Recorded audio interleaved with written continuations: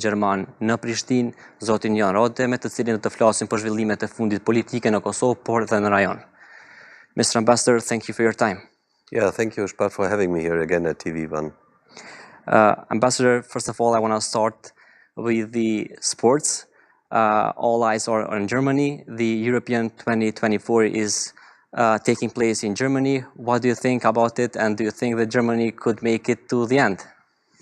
Whether it could, I'm not sure. I hope it will, because I'm not only the ambassador, I'm also, as a private person, a fan, of course, of football. And, you know, tomorrow is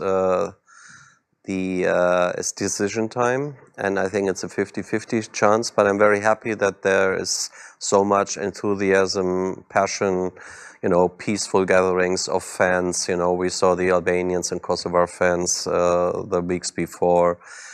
And, you know, tomorrow when we celebrate, hopefully, the game against Spain, I will look different with the German shirt, with makeup, and, you know, and also be very emotional sometimes, hopefully positively emotional.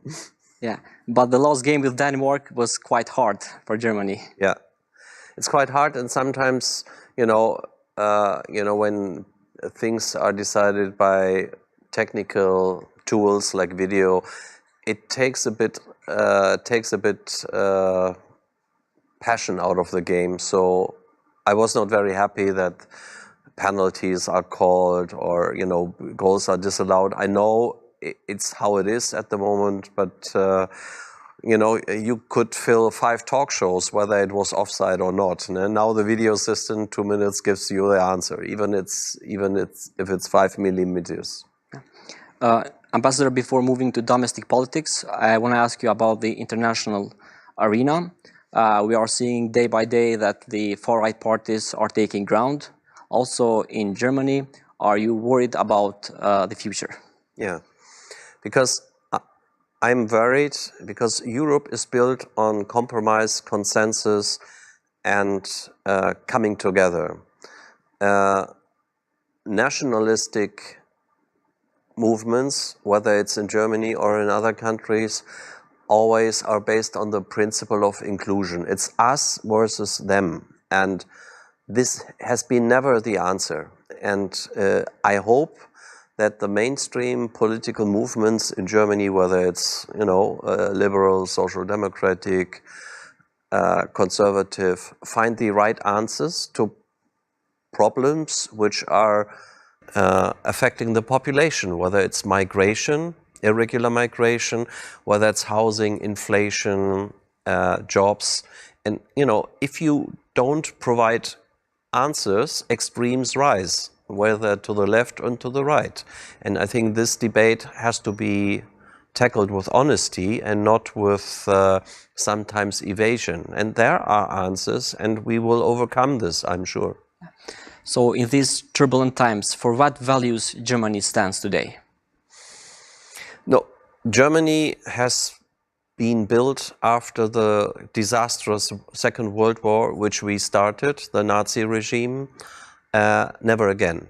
That means, you know, on democratic values, on building a Europe. And so far, Europe is still the most successful, unrivaled peace project on earth. I mean, we have a lot of countries who want to become a member. And this is a never-ending work. You have to work every day for it. And I think we will continue to stand for that, because we profit from that. Germany is surrounded by 9 neighbors. We are in the heart of Europe. We depend on open borders, on exchange. We are aging societies. We need immigration, but it needs to be in a way that is acceptable. It needs to be controlled, and these debates have to be take place domestically, but also on the European and international stage. But it has to be done, and you cannot evade this debate. Mr. Ambassador, I want to ask you now about the Kurdi's government. They are about to finish their mandate. During these years, how was your cooperation with this government, and specifically with the Prime Minister Kurdi? I mean, I'm the ambassador of Germany, and the Prime Minister of Kosovo is responsible for his policies. We, I think, agree totally on the aims where Kosovo wants to be. Fully integrated into Euro-Atlantic structures, you know, membership of NATO, EU, Council of Europe, OSCE. That is our common aim. We sometimes disagree on the tactics, how to achieve that aim. Whether it's, you know, current issues like the central bank regulation, how to implement the dialogue agreements, you know, what to do with the ASMM statute, draft statute, how to tackle issues in the north of Kosovo. And we have publicly said that we are 100% in line with the aims. We recognize Kosovo. Germany is one of the greatest supporters of Kosovo, together with its European allies. But we have disagreements about the tactics. Yeah. As you mentioned, the problems and lack of agreement with the Association of Serbian Municipalities with the Prime Minister Kurti. I want to ask you about the dialogue process, and especially for the Ohrid agreement. The two sides agreed for this Ohrid agreement, but they are not respecting. There is lack of implementation of the agreements. How do you see that? Why there is lack of progress with this agreement which Germany supported? First, we have a special representative in Lajčák, fully supported by Germany. He's doing his utmost to bring the two sides together. Last week, again, you had a meeting with the leaders. Unfortunately, there was no trilateral. This week, there was a chief negotiators meeting. What we need is the required political will to go the extra mile and not to see always a win-lose situation. If I do this, the other side has to, you know, also move. And Kosovo, since I'm ambassador here, I concentrate on the obligations Kosovo has to fulfill. And, you know, this is again the much talked about draft statute on the ASMM. And we have given our advice. I've said it publicly. We have, you know, there were leaders' letters to the Kosovo government. The way forward is to move on this, and if you don't move, there are consequences. You know, Council of Europe membership is one. We'll talk about later. Prime Minister Kurti is saying that let's implement the agreement step by step. But we haven't seen this will from the other side, from the Serbian side. So why we have to focus just on the association and not to all the agreements that were agreed in Ohrid?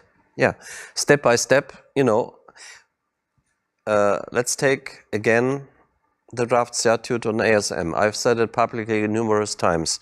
We are not asking for full implementation of ASMM. We are asking for a first visible step, and that is sending this statute to your own institution, to your constitutional court, because it is, as I think my American colleague said yesterday, the only institution on this planet which is eligible to check this draft statute. No other institution can do it.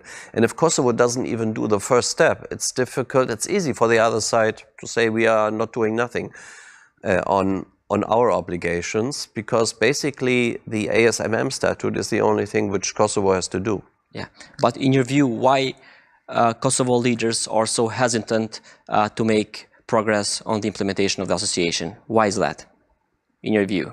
First, you should ask the Kosovo government. I mean, I understand the hesitation because there is non-implementation by the other side too, and also the spirit, you know, not implementing Article 4, let's say blocking Kosovo's accession to international institutions, is, of course, against the spirit of the agreement. But that still does not let's say, should not hinder Kosovo to do the first step. And then the other steps are, you know, then you have the other side basically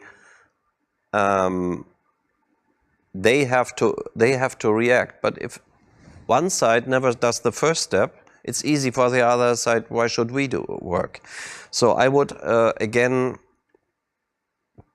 we are the closest allies of Kosovo, you know, the Quint countries, and over again, our leaders wrote a letter, you know, some weeks ago, trust us, and I think then things work out. What does normalization of relations means?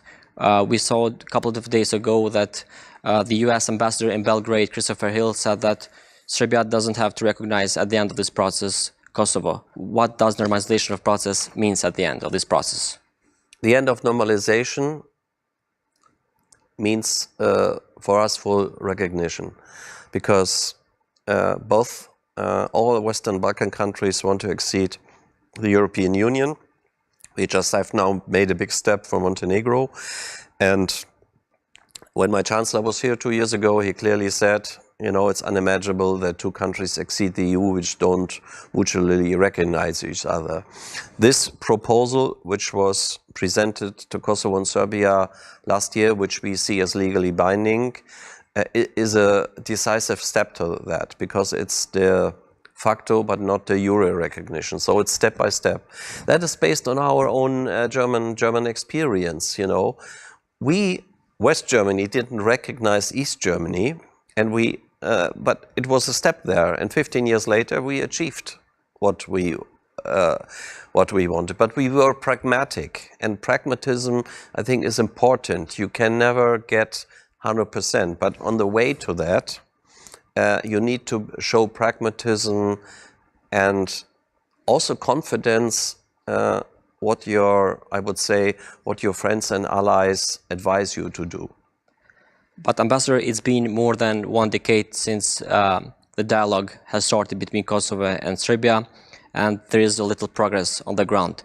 Don't you think that is way better to have an internal dialogue with local Serbs than talking in Brussels about the situation of the Serbs living in Kosovo? I think you have to do both, because obviously Serbia is part of the whole equation. But I fully agree with you. You need to have an active dialogue with your own population, including the minorities. And if you don't have it, it is easy for the side who prefers the status quo to say, you know, there is no dialogue. And I would dispute the notion that there has been no progress. We have seen, you know, the ID card issue solved. We have seen license plates. Now, for the first time in a decade, energy bills are being paid. So there has been progress, and this has been achieved through dialogue. Ambassador, I want to ask you some question about the security situation, especially in the northern part of Kosovo. Almost 1 year since the terrorist attack happened in Banjska. The mastermind of this terrorist attack, Milan Radojic, is still free. What do you make of it, and why the authorities in Kosovo has asked to Serbia to extradite him? So why it is not happening? Do you think he should face the justice in Kosovo? Yes, I should. First, I should say this attack was a game changer. In a way, it showed that you know, there is a violent part which wants to change the political situation, not through dialogue, but through violence. Fortunately, this attack has been foiled, and as a reaction, the international community, NATO, we have increased our troops. Germany has sent in an additional contingent, and you know, the patrols have been increased. At the moment, the situation is not solved, but it's calm. And the self-declared leader of this group, Radojic, is still at large. We have said, we have repeated it, he must be held accountable. The guy is even designated in a lot of countries where he is held accountable. You know, I mean, obviously, it's very unrealistic that he will be ever extradited. But we have made clear, my government, since he is in Serbia, he needs to be needs to be held accountable there. As long as this doesn't happen, there's a problem in our relations with Serbia, I would say. But it's up to Serbia to fulfill this, and our expectations are very clear. But there is no measures taken against Serbia. On the other hand, Kosovo is still under measures from the international community. I mean, the measures we all know were taken because, again, despite our advice, some steps were taken, and there were 90 NATO soldiers injured, 30 of them quite seriously. And we are working on lifting the measures. Germany's position is very clear. They should be lifted at least gradually.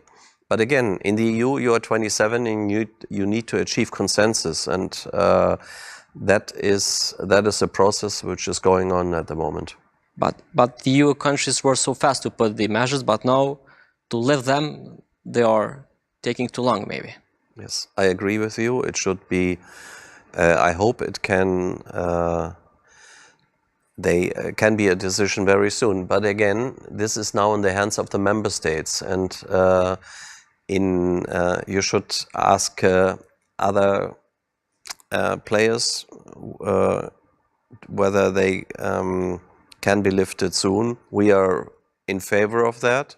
And second, I think the Kosovo government needs to create an atmosphere where these measures can be lifted, you know, and sending signals which potentially inflame the situation is counterproductive. Yeah, there are many critics who believe that the EU is having appeasement approach, a softer approach towards Serbia.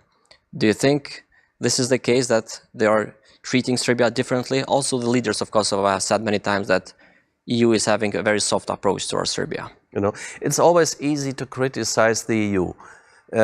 Things happen because, again, we come to the measures, they happen. It was our advice was not heeded, you know, and that was counterproductive.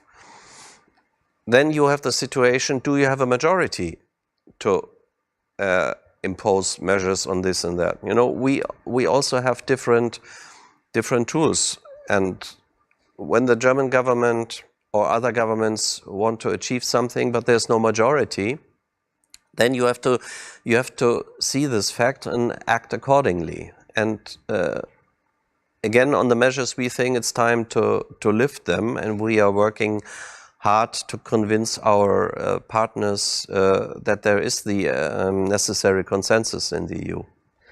And Ambassador, was it necessary, as you mentioned before, to request from Kosovo the association to send a draft statute to the Constitutional Court before joining the Council of Europe? It was necessary to do that, to ask for Kosovo?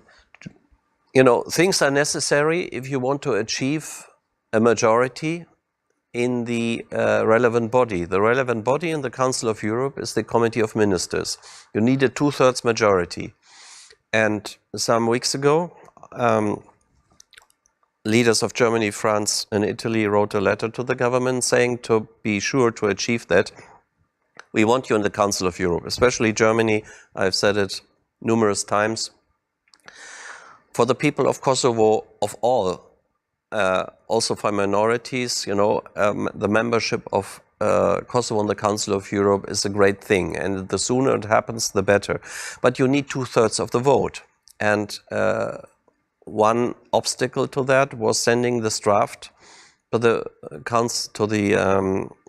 Constitutional Court. It hasn't happened, and the result was there was no vote on the Council of Ministers because the 2/3 majority is not was not secured. And the last thing anybody wants or needs is a failed vote, like it happened some years ago at UNESCO. Yeah. And how you saw the way the Serbia was behaving aggressively to not let Kosovo join the Council of Europe, even though the Serbian minority would have benefited if Kosovo joined the Council of Europe, because they could have the right to use the European Court. That's what I said before. You know, both parties are not in, let's say, in agreement with to fulfill the obligations, Article 4. Yeah. And that is unfortunately the case. That's why also I would say, you know, the EU has not opened any clusters with Serbia in the last years. Yeah. Also a reaction to non-compliance on, you know, on the dialogue results. And the second thing is we have now the upcoming EU growth plan. One of the prerequisites for spending the money is also constructive behavior by the dialogue partners. Prime Minister Kurti many times mentions that Serbia still possesses a threat to Kosovo. Do you think Serbia is a threat to Kosovo? No, I am not a military expert. What I know is that 28 nations from NATO countries and friendly countries are part of KFOR. And it's unimaginable for me that there will be any attack on Kosovo with this international military presence. So sometimes I would, you know, it's better not to always whip up emotions. I mean, there have been military presence on both sides since the last 15 years. I saw also media that on the other side there were mentioned that drones are looking at Serb territory. You know, we are fully supportive of Kosovo. We have a very close partnership with Kosovo security forces, which we support. We have a military attaché. These countries, you all want to become a member of the EU, of NATO, and that means act accordingly.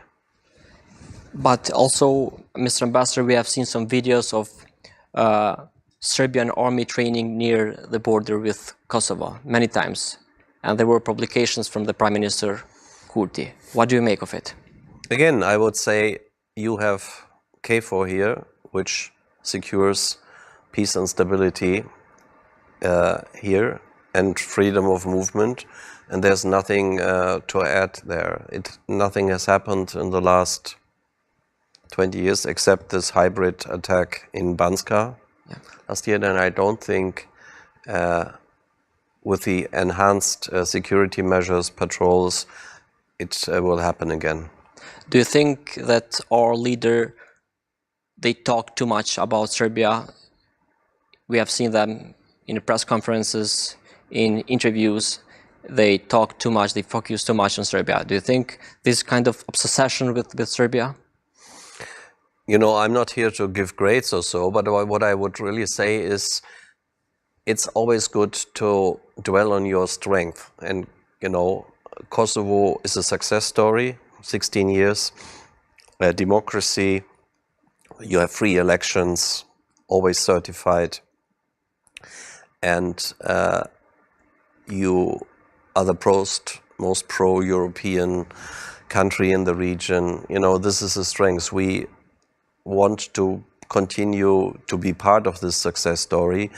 And based on this confidence, one should develop its policies and not overreact on what the other side does. As you mentioned, the integration process, do you think that the doors of EU are still open for Western Balkan countries because the process is taking too long and we are seeing change now in the politics? We are seeing, as I mentioned before, far-right parties dominating. Do you think the circumstances are changing and it will be harder for these countries to get into the European bloc? I mean, the war in Ukraine just showed how Europe can react when there are challenges, you know. Who would have thought that 2 years ago Finland and Sweden would become part of NATO, that Ukraine, Moldova, Bosnia are now candidate countries. With Kosovo, we still have this challenge of non-recognizers. This challenge can be overcome if we have progress in the dialogue, you know, and then I come again, who does the first step? And we have made it clear how this can be achieved. So the EU is open for a new membership, but we need to, the homework has to be done on both sides, you know. 33, if the Western Balkan countries are members, at one point Ukraine, when the, you know, there has to be homework and be done on two sides, and especially, you know, our decision-making structures are. Take the current the current Hungarian presidency. Yeah. They have clearly said, for us, the Western Balkans is a priority area, and we very much support that this area makes progress. Yeah, we are moving to the last question, Mr. Ambassador. I want to ask you about the economic sector. Why do we not have so many foreign investors in Kosovo? Why they are hesitating to come and to invest? Why there are no big brands in Kosovo? I mean, there has been an increase in foreign direct investment. When I look at the figures, you know, it's quite good. There has been double since the last 4 years. But I agree with you that sometimes it's sometimes not. It's too much into real estate still, Yeah. and it's not the big brands. Kosovo has great advantages: the currency, nearshoring. But of course, an obstacle is, you know, wrong TV news on barricades and attacks, and that's why, again, the most important thing for an investor is that there is a sustainable environment, and the less emotion we have on these fronts, and that we have positive news on the political front. That's why it's so important to stay engaged in the dialogue and not put on new conditions all the time. So you're saying that the tense situation in the north is impacting the economics? Yeah. If you see on a TV screen in any neighboring country in Germany or France, if you see barricades and, you know, or, you know, talk about import bans, that's not good news for an investor. And the last question, Mr. Ambassador, do you think that Kosovo is moving in the right direction? And do you think we have a bright future ahead? Yes, I think that the last 4 years have seen a lot of positive developments. You know, the pandemic was really hard in all our countries, but we are seeing healthy growth numbers. What we need to see is faster or more growth, less migration. That concerns all Western Balkan countries. This is good for us, but not good for the Western Balkans or Kosovo. And the right direction for me is, you know, not only visa liberalization, but full integration of Kosovo into the EU, Council of Europe, and NATO. I want to thank you very much for your time again, Mr. Ambassador. Thank you very much. Pra shikues të nderuar, kaq kishim nga kjo intervistë me ambasadorin gjerman në Prishtinë, zotrin